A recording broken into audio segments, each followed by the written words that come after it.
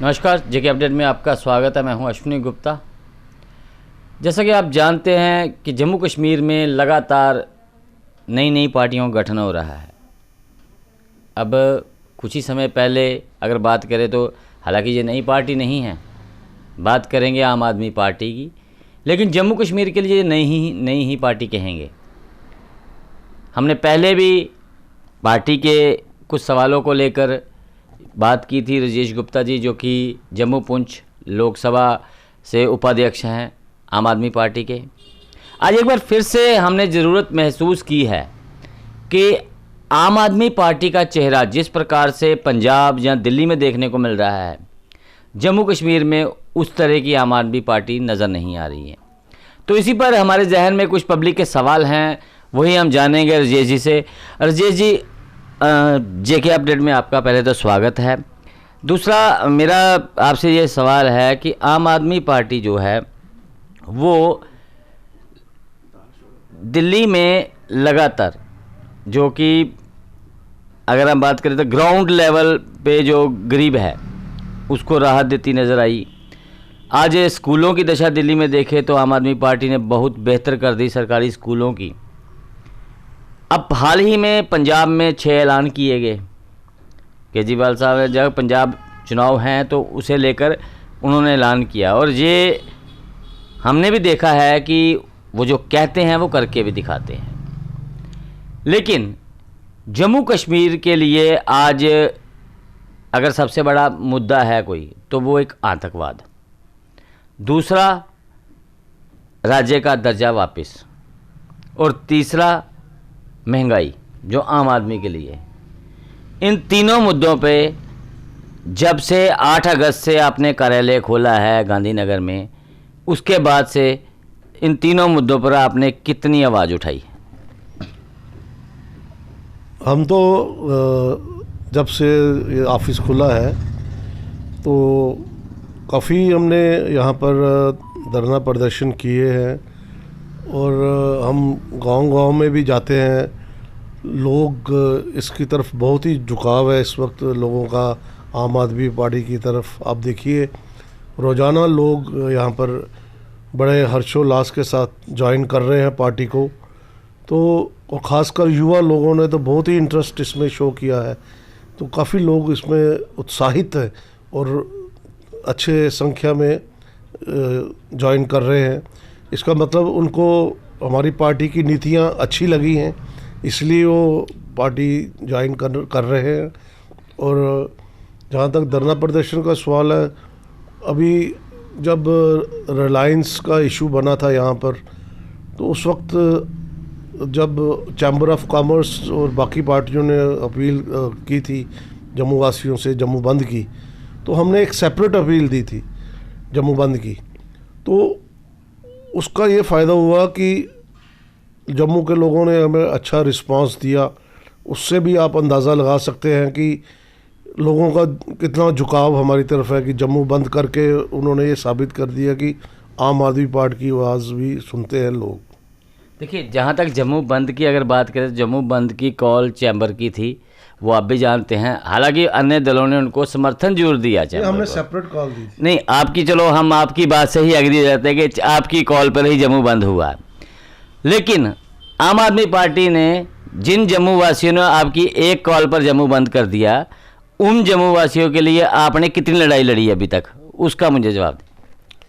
वो जैसे शेर है ना, इब्तिदाए इश्क है रोता है क्या, आगे आगे देखिए होता है क्या। हमने पहले भी आपसे अर्ज़ किया कि अब आपने खुद ही बोला कि ये नई पार्टी, नई तो नहीं मतलब जम्मू कश्मीर के लिए नहीं है, तो अब हमारी बिगनिंग हुई है। तो हम काफ़ी मतलब सिंसियरली लगे हुए हैं। जितने भी हमारे जो ऑफिस बीयरर्स हैं वो अपने अपने क्षेत्र में लगे हैं। तो अगर बीच में आप कह रहे हैं कि आपने क्या किया, तो हमने काफ़ी कुछ कर रहे हैं। हमने कठुआ में भी मतलब तकरीबन जम्मू प्रोविंस में जितने भी डिस्ट्रिक्ट्स हैं, हमने ब्लॉक लेवल पे, डिस्ट्रिक्ट लेवल पे, और हमारी कोशिश है कि हम बूथ लेवल तक भी पूरी कमेटियां बना देंगे। वहाँ डिस्ट्रिक्ट लेवल तक तो बन चुकी हैं, और अब है कि ब्लॉक लेवल पे भी हैं, तो काफ़ी लोग वहाँ पर आप पेपर पढ़िए, पेपर में रोज़ कुछ ना कुछ बयानबाजी आती रहती, लोगों के मुद्दे उठते रहते हैं। हाँ, ये बात मैं आपसे बिल्कुल सहमत हूँ, मैं मानता हूँ कि ज़्यादा प्रोटेस्ट धरने नहीं हो रहे, जो कि लोगों की डिमांड, वो जो दिखती एक्शन जो होता है, एक्शन बोलता है, तो एक्शन में हम थोड़ा लैग कर रहे हैं। जो सच्चाई है मैं उसको कबूल करता हूँ। अब अगर बात की जाए तो आपका कार्यालय में आजकल बड़ा सन्नाटा सा पसरा रहता है। चलिए, वो भीतरी जैसा प्रकार से आपने बताया कि संगठन को मजबूत करने के लिए जुटे हुए हैं, लगातार बनाए जा रहे हैं, अपने छोटे स्तर पर भी टीमें का गठन हो रहा है। लेकिन मैंने आपसे पिछले इंटरव्यू में भी पूछा था कि फेस कौन। आज दोबारा सवाल मैं फिर आपसे पूछता हूं कि जम्मू कश्मीर में जैसे हर पार्टी का एक स्टेट प्रेसिडेंट है, प्रदेश अध्यक्ष है, आम आदमी पार्टी का जम्मू कश्मीर में जो प्रदेश अध्यक्ष है वो कौन है, या किसे बनाया जा सकता है? देखिए, जहाँ तक आम आदमी पार्टी का सवाल है, अभी तक इनका जो प्रोविंशियल कन्वीनर, इनकी 2 पोस्टें होती हैं हमारे जम्मू कश्मीर में। एक प्रोविंशियल कन्वीनर हमारे यहाँ पर जम्मू में है और एक कश्मीर में है, लेकिन यहाँ पर स्टेट प्रेसिडेंट की पोस्ट नहीं, लेकिन वो मेरे को सुनने में आता है कि वो कंसीडर की जा रही है। उसके लिए फेस कौन होंगे? फेस मेरा अच्छा नहीं लगता आपको? ये तो चलो अच्छी बात है, लेकिन अब सवाल फिर वहीं आता है आम आदमी का। आम आदमी पार्टी, नाम ही आम आदमी पार्टी है और बात ही भी हम आम आदमी की करेंगे। आम आदमी के आज मुद्दे हैं, बहुत से मुद्दे हैं, बेरोज़गारी, महंगाई, अगर हम बात करें तो इन मुद्दों को लेकर क्या कभी आपकी तरफ से उपराज्यपाल को कभी कोई ज्ञापन दिया गया, उनसे भेंट की गई, जनता की आवाज़ वहाँ पहुँचाने का प्रयास किया गया? मैं सलाम करता हूँ आपको इस क्वेश्चन के लिए, क्योंकि वैसे तो आप बड़े ही सीनियर जर्नलिस्ट हैं, आपने मेरे मुंह की आवाज़ छीन ली। मैं आपसे कहने वाला था लेकिन आपने मेरे से प्रश्न पूछ लिया। अभी एक मुद्दा है, मैं आपको अभी उसको डिस्क्लोज़ नहीं करूँगा, लेकिन बहुत ही सीरियस मसला है हमारे एम्प्लॉइज़ को लेके। तो वो हम उपराज्यपाल से मिलना चाहते थे, कल ही इसी बारे में हमारी मीटिंग हुई थी, तो मैं कल से ट्राई कर रहा था उपराज्यपाल साहब से मिलने के लिए। उससे पहले भी एक ऐसा मसला बना था, तो मैंने अपॉइंटमेंट के लिए उनको मेल की थी। लेकिन बड़ी हैरानगी की बात है, हमने उनको रिमाइंडर भी दिया, रिमाइंडर 1, रिमाइंडर 2, रिमाइंडर 3, मतलब रिमाइंडर 10-12 तक चला गया। और कल मैंने उनके प्रिंसिपल सेक्रेटरी साहब से भी कोई फ़ोन डायरेक्ट किया, मैंने कहा उन्हीं से बात करते हैं, लेकिन उन्होंने भी गवारा नहीं समझा। वो सोचते हैं कि उपराज्यपाल शायद वो खुद ही हैं। मतलब वैसे तो उपराज्यपाल सभी वो नंबर इशू कर रहे हैं जी, डायरेक्ट आप उनसे मिलिए, ये लो, उनसे संपर्क करो, ये कोई अकाउंटेबिलिटी नहीं है। उपराज्यपाल साहब कहते हैं जी मैं बड़ा एक्सेसिबल हूँ। कहाँ? यहाँ तो उनका प्राइवेट प्रिंसिपल सेक्रेटरी नहीं मिलते, उनके पीए तक फ़ोन नहीं उठाते, तो ये कहाँ हम लोगों के मसले उठाएंगे? ये अच्छा हुआ आपने एक क्वेश्चन पूछा, और ये लेफ्टिनेंट गवर्नर साहब मनोज सिन्हा जी के कानों में भी ये आवाज़ जानी चाहिए। मैं उनको कसूरवार नहीं ठहराता, क्योंकि फ़ोन उन्होंने नहीं उठाना फ़ोन, लेकिन उनके पीए जो उन्होंने सिस्टम बना के रखा है कि आप हमें ईमेल कीजिए मिलने के लिए। जब भी देखो बीजेपी के कोई भी नेता हो, 1 मिनट में उसको अपॉइंटमेंट मिलती है।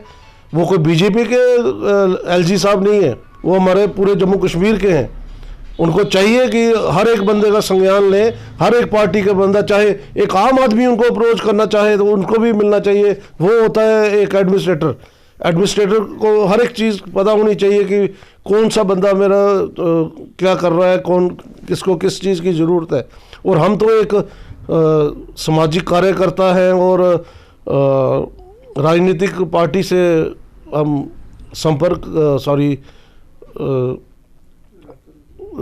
राब्ता रखते हैं।